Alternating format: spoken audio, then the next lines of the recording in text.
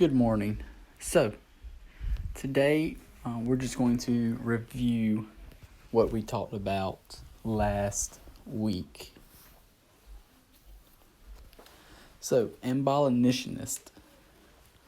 What is that? So, this is a person who favors the end of a practice. In this case, we're talking about slavery. So, somebody who is in favor of ending slavery. You guys should have learned about 6 different people last week that agreed with this, that were in favor of ending slavery. The first one that you guys should have talked about was William Garrison. So William Garrison was a white male. He owned a newspaper, and it was called the Liberator. The Liberator. He used this newspaper to tell everyone how wrong slavery was and how slavery needs to end. He and other anti-slavery society members published books and papers which advocated the emancipation of slaves. So that just means free the slaves. So he and a bunch of other people that were against slavery used their newspaper and wrote books trying to persuade people to help them end slavery. Because of his efforts, it was kind of hurting the South because the South wanted slaves. So the South ended or banned his newspaper. The second person you guys talked about was Sojourner Truth. So she was an African-American woman, and she was actually the first African-American woman to be recognized as an anti-slavery speaker. So she spoke out a lot against slavery, and she was recognized for this. She was born a slave in New York, but she was freed eventually. She had a powerful speaking style, and it drew a lot of crowds to go and listen to her speak.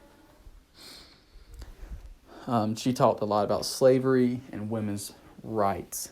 So because of her experience as a slave and being freed, and her skills as a public speaker really helped persuade people to agree with ending slavery, which was really huge. Frederick Douglass was another that we talked about. So, he taught himself how to read and write while he was a slave. He actually escaped slavery and became a spokesperson for this movement to free slaves.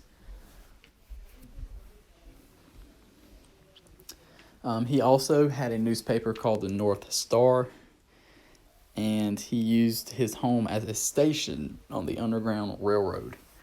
So he was a slave. He escaped. He taught himself how to read and write. He ended up making a newspaper called the North Star, and he allowed his home to be a station for slaves to go there and rest and to hide while they were on the Underground Railroad.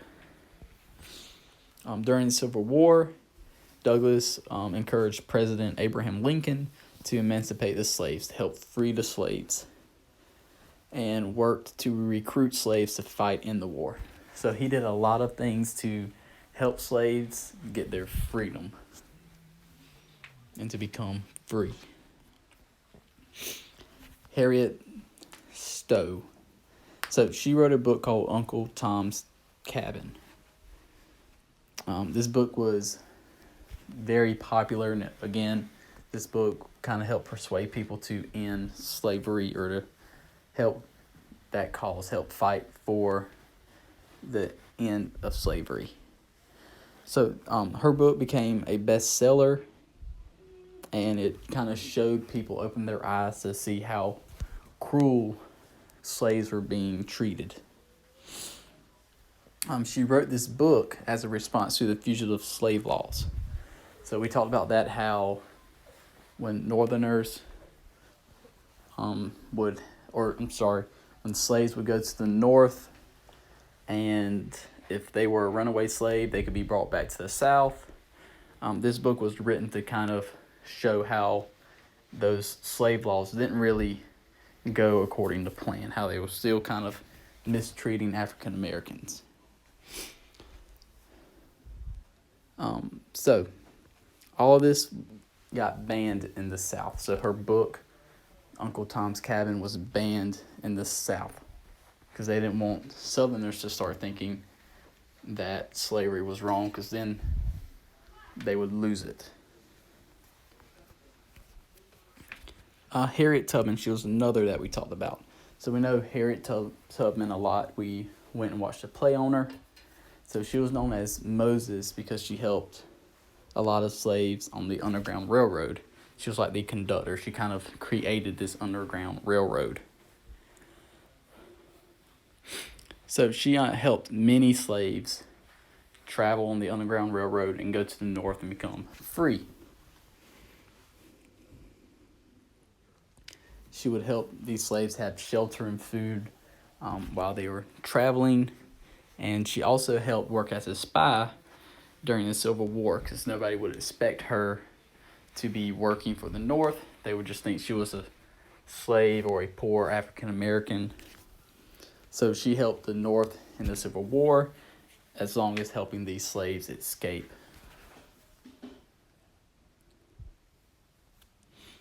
John Brown. This was another person that we talked about. So John Brown was from that Kansas, Nebraska area where we talked about the Kansas-Nebraska Act. So when people were able to vote on whether the Kansas-Nebraska area was going to have slaves, or if they decided not to have slaves, people would move there and try to swing the votes. John Brown was one of the people that went there to help vote against slavery. And he was also one of the people that kind of led to this area being known as the Bleeding Kansas. So he is most famous for leading a raid on the United States arsenal at Harper's Ferry in Virginia. He helped to capture guns and lead a slave revolt that would spread across the country. So this is what he was most famous for. So he kind of took a different approach from writing newspapers and helping people escape. He actually led a revolt and gave slaves guns that he stole to kind of help them force their way into getting their freedom. So this is just kind of a quick review. So once you finish watching this video, go and complete the exit slip Google Doc.